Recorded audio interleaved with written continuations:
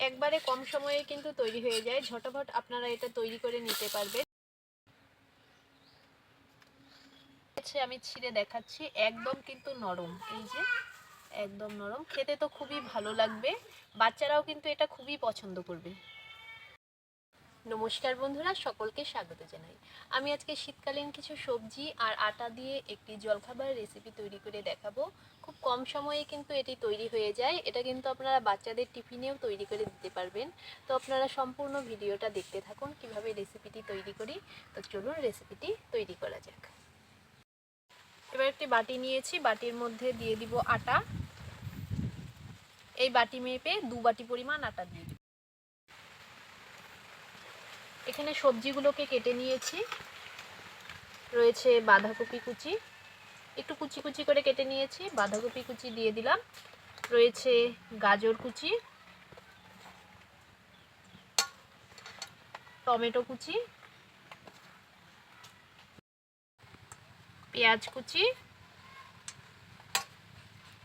লঙ্কা কুচি, আর দিয়ে দেব ধনেপাতা কুচি। দিয়ে দিচ্ছি স্বাদ অনুসারে লবণ। এবার সব উপকরণগুলোকে একসঙ্গে এভাবে ভালো করে মেখে নিতে হবে। এবার অল্প অল্প জল দিয়ে এটাকে মেখে নেব। এটার মধ্যে চাইলে কিন্তু আপনারা 2টো ডিম ব্যবহার করতে পারেন। একবারে জলটা ঢেলে দেব না, অল্প অল্প জল দিয়ে এটাকে মেখে নিচ্ছি। এটা মাখা হয়ে গেছে। এর ঘনত্বটা এমন হবে, খুব বেশি কিন্তু পাতলা হবে না, আবার ঘনও হবে না, এই যে এমন হবে।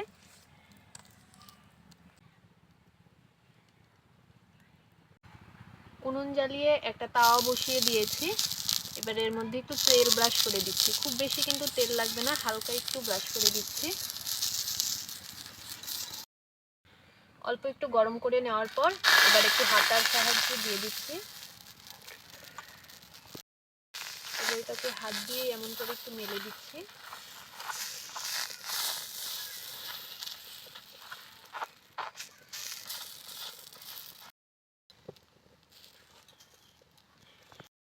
এটা এক সাইড একটু হতে দেব, দেখবেন হলে উপরটা শুকিয়ে গেছে, তারপর উল্টে অপর পিঠও ভেজে নিতে হবে।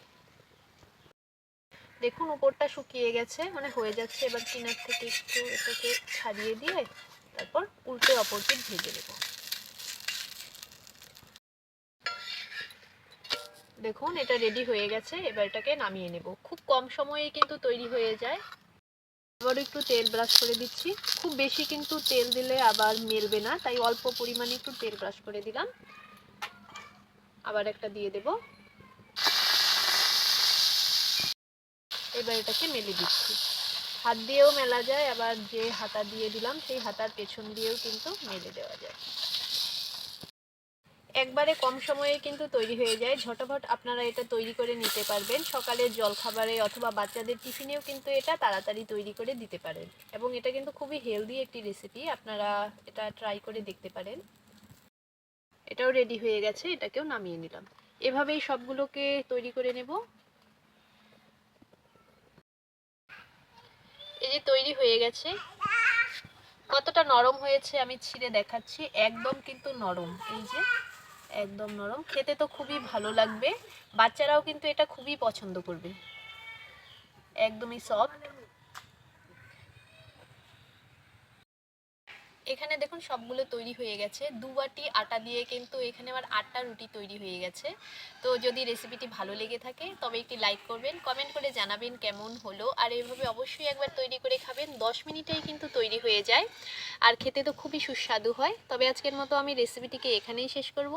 ভালো থাকবেন, সুস্থ থাকবেন, ধন্যবাদ।